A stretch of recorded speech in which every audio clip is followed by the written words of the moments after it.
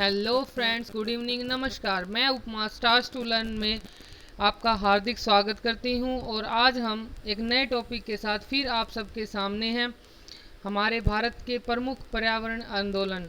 ये आंदोलन हमारे राज्यों में, अलग अलग राज्यों में चलाए गए और हमारे पर्यावरण को बचाने की कोशिश की गई।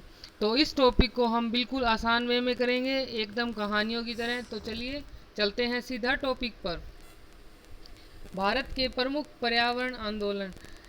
सबसे पहले पर्यावरण आंदोलन के अंदर नाम आता है बिश्नोई आंदोलन का। तो बिश्नोई है, ये एक भारतीय समाज का नाम है। तो जो बिश्नोई लोग थे राजस्थान के, वहाँ पर खेजड़ी जो वृक्ष थे उनको काटा जा रहा था और उन खेजड़ी वृक्षों के बचाव के लिए बिश्नोई समाज ने एक आंदोलन चलाया।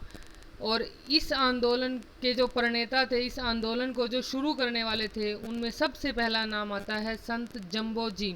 तो जो संत जम्बो जी थे, यह एक संत थे और इनके 29 नियम थे। जो भी इनको मानने वाले थे, इनके अनुयायी थे, उन्हें उन 29 नियमों का पालन करना पड़ता था। और जो खेजड़ी गांव है, वहीं के वृक्ष प्रसिद्ध है खेजड़ी। खेजड़ी जो वृक्ष हैं, उनके बचाव के लिए इस समाज ने एक महत्वपूर्ण आंदोलन चलाया जो काफ़ी इफ़ेक्टिव भी रहा। और इस आंदोलन के लिए बिश्नोई ने अपनी 3 बेटियों सहित अपने प्राणों की बलिदानी दे दी थी।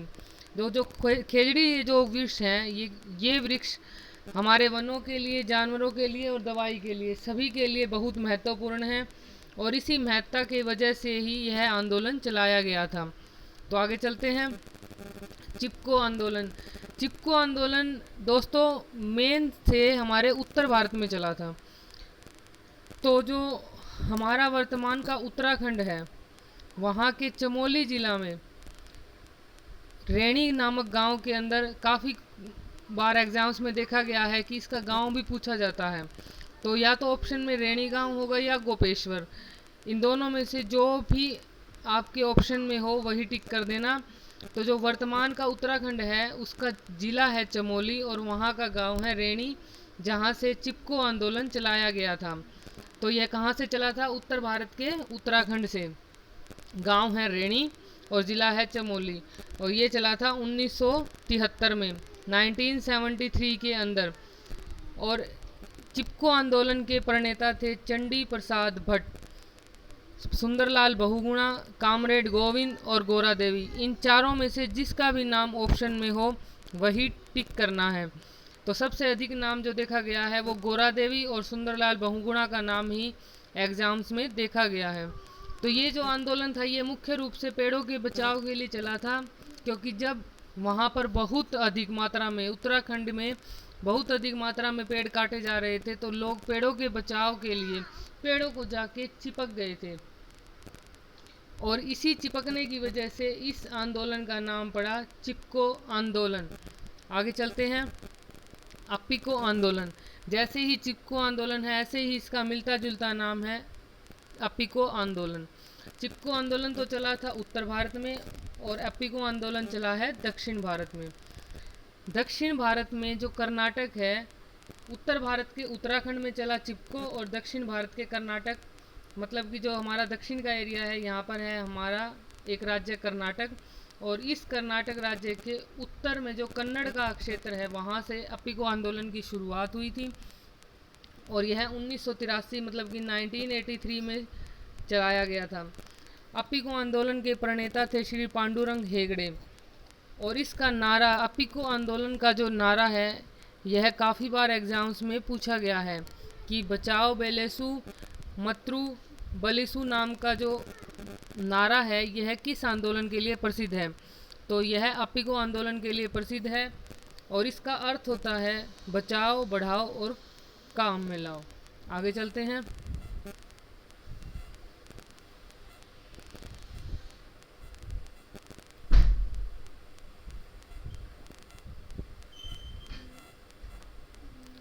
आगे है हमारी साइलेंट वैली।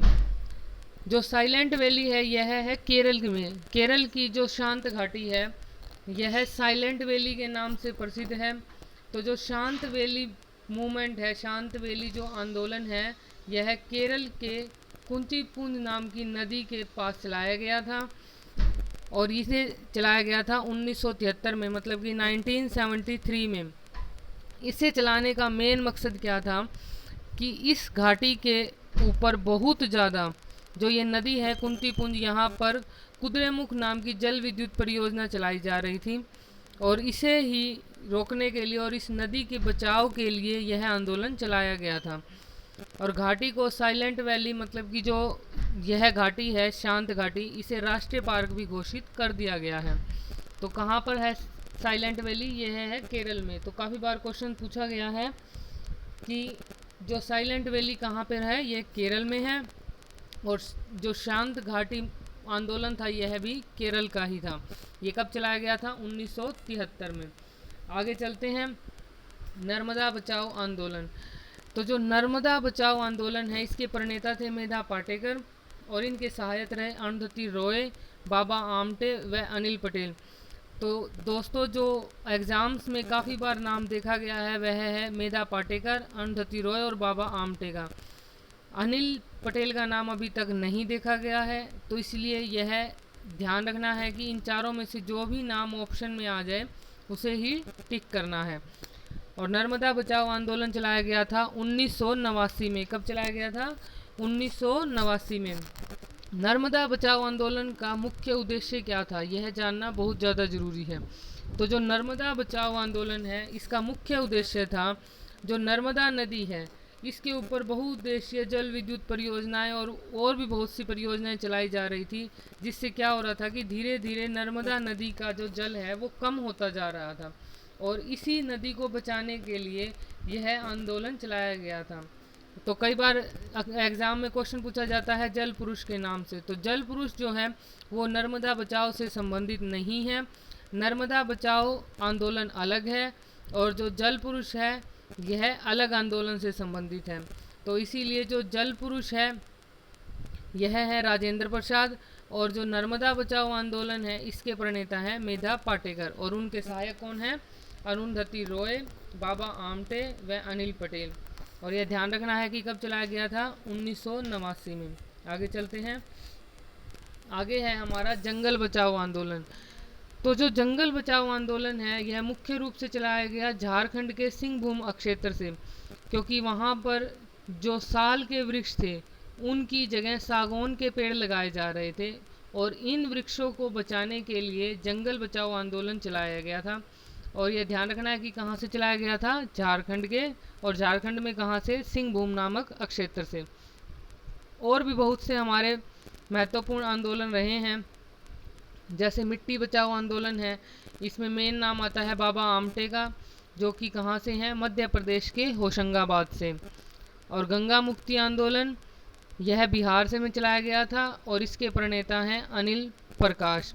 और इसी तरह और भी काफ़ी महत्वपूर्ण आंदोलन हैं जिन्हें हम अपनी अगली वीडियो में लेकर आएंगे। तो बहुत जल्दी आएगी हमारी नेक्स्ट वीडियो। और अगर यह वीडियो आपके लिए हेल्पफुल रही हो तो इस वीडियो को लाइक कीजिए, शेयर कीजिए, और अगर हमारे चैनल पर नए हैं तो सब्सक्राइब कीजिए। तो चलिए अब मिलते हैं आपसे हमारी नई वीडियो में। सो तब तक के लिए थैंक यू।